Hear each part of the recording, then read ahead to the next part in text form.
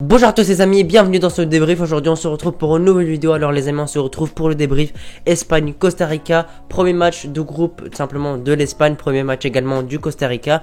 Victoire écrasante, humiliante de la part de l'Espagne, victoire 7-0 avec beaucoup de buteurs, notamment Dani Olmo, Asensio, Ferran Torres qui claque un doublé, Gavi qui est également buteur, Morata aussi, Soler aussi. Bref, c'est vraiment une hécatombe de buts et ce match a vraiment été exceptionnel de la part de l'Espagne. Ils l'ont dominé de A à Z. Donc les amis, dans cette vidéo on va parler bien évidemment du déroulement du match, des buts également puisqu'il y en a énormément. Aussi on va parler du 11 que Luis Enrique a aligné. Et franchement ce match là, avec ce match-là, est-ce que l'Espagne devient parmi les favoris de la Coupe du Monde 2022? Donc les amis, on va en parler. Allez les amis, on perd pas plus de temps, c'est parti pour la vidéo. Alors les amis, ce match a été vraiment très intéressant et notamment la composition qui a pu étonner certains. En défense, t'avais Azpilicueta qui était à droite, t'avais Jordi Alba qui était à gauche. En charnière, t'avais Laporte et également Rodrigo. En gardien, t'avais Unai Simons. Comme milieu, t'avais Busquets, Pedri, Gavi, le milieu typique du Barça aussi. En attaque, t'avais une attaque assez bonne. Franchement, c'est l'attaque que je voulais personnellement. T'avais en faux numéro 9 Asensio, à droite t'avais Ferran Torres et à gauche t'avais tout simplement Dani Olmo. Les trois là ont sorti vraiment un très bon match. Franchement rien à dire pour eux. Franchement l'Espagne a dominé de A à Z, je pense qu'on peut dire ça. Ils ont dominé vraiment le match assez facilement. Voilà, il me semble ils ont eu à peu près 85% de possession. Le Costa Rica n'a quasiment jamais touché le ballon. Les seules fois où ils l'ont touché c'est pour le perdre directement après grâce à un contre-pressing magnifique de la part de l'Espagne. Parce que franchement la pression qu'ils ont mis l'Espagne, ils n'ont pas eu besoin d'en mettre tout le temps parce que la plupart du temps ils avaient le ballon, mais quand ils le perdaient, contre pressing directement sur le joueur qui a récupéré le ballon pour le récupérer tout de suite pour continuer à avoir le ballon. Busquets a sorti également un très gros match, franchement pour conserver le ballon, pour distribuer le ballon, pour mettre le rythme, il a été exceptionnel. Gavi et Pedri ont été excellents. Gavi a été notamment simplement buteur. C'est Dani Olmo également qui ouvre le score grâce franchement à une très belle occasion. C'est une passe de Pedri si je dis pas de bêtises qui est contrée par un défenseur du Costa Rica.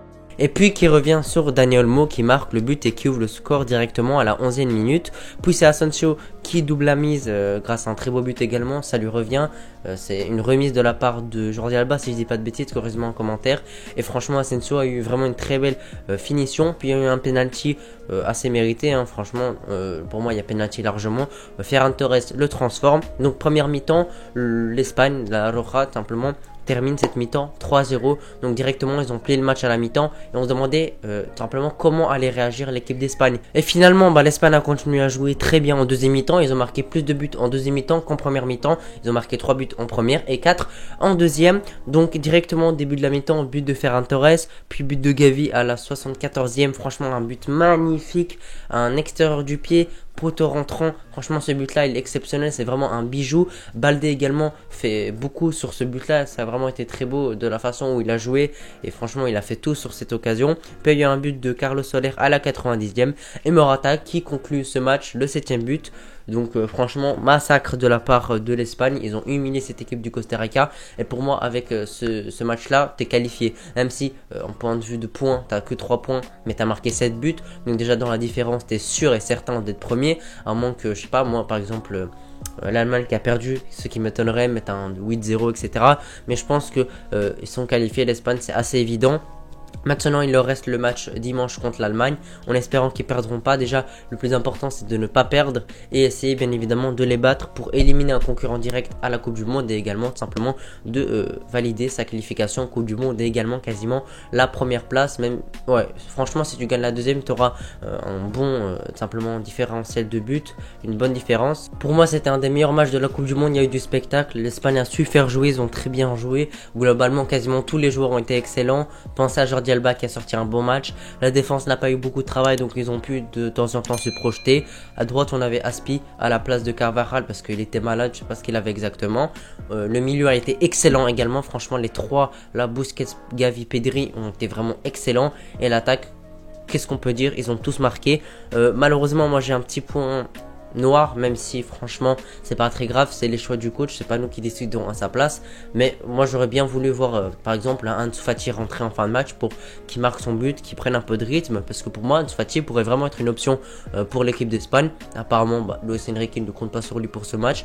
J'espère que contre l'Allemagne et contre le Japon il pourra avoir du temps de jeu et qu'il pourra pourquoi pas ouvrir son score en Coupe du Monde, parce que c'est sa première Coupe du Monde, il n'a que 19 ans. Donc franchement très beau match de la part de l'Espagne, le 11 a été parfait pour moi, les choix de Luis Enrique ont été parfaits également puisqu'ils ont gagné 7-0, 7 buts, franchement pour l'instant il n'y a pas eu ça en Coupe du Monde 2022, il y a eu un autre score de l'Angleterre 6-2, mais franchement l'Espagne marque 7 buts, fait un clean sheet, donc franchement tout est parfait de la part de l'Espagne, il n'y a pas vraiment quelque chose, un défaut que je peux dire de ce match, un point noir, ils ont tous été excellents. Unai Simon, le gardien, n'a pas eu grand chose à faire également.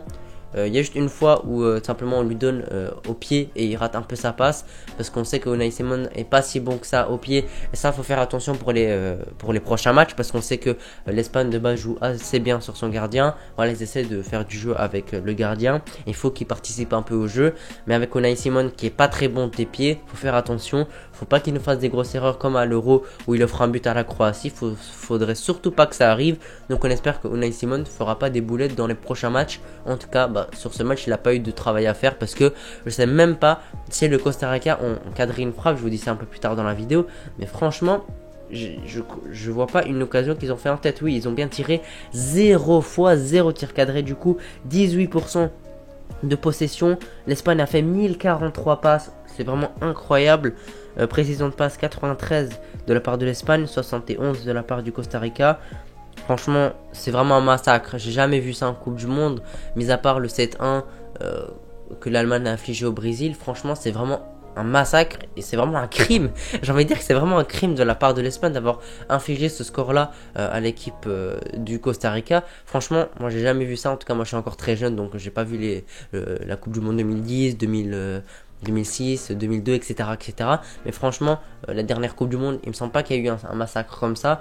Donc franchement, ce match, j'étais vraiment très content. En plus, je suis un supporter de l'équipe d'Espagne, donc j'ai vraiment pris beaucoup de plaisir pour ce match. Et on espère que l'Espagne va continuer comme ça. On espère qu'ils feront un bon match contre également l'équipe d'Allemagne. J'espère qu'ils pourront simplement gagner en éliminant simplement l'Allemagne, parce que s'ils gagnent, ils les éliminent directement et qu'ils valident leur première place. En tout cas, s'ils gagnent le deuxième match, ils valident leur qualification et leur première place également, parce qu'avec la différence de but, même s'ils perdent contre le Japon, il faudrait que le Japon gagne 8-7-0, ce qui est vraiment impossible, même si rien n'est impossible dans le foot. Je pense que c'est infaisable de la part du Japon. Voilà les amis, j'espère que vous appréciez ce débrief. Si vous l'appréciez, n'oubliez pas de vous abonner, lâcher un pouce bleu. Je vais continuer les débriefs de la Coupe du Monde, que ce soit les matchs de l'Espagne, de l'Argentine et du Sénégal, et pourquoi pas d'autres nations s'il y a des gros matchs. Voilà les amis, merci d'avoir regardé la vidéo jusqu'ici. On se retrouve pour une prochaine vidéo. Allez les amis, je vous souhaite une très bonne journée, bonne Coupe du Monde à tous, ciao.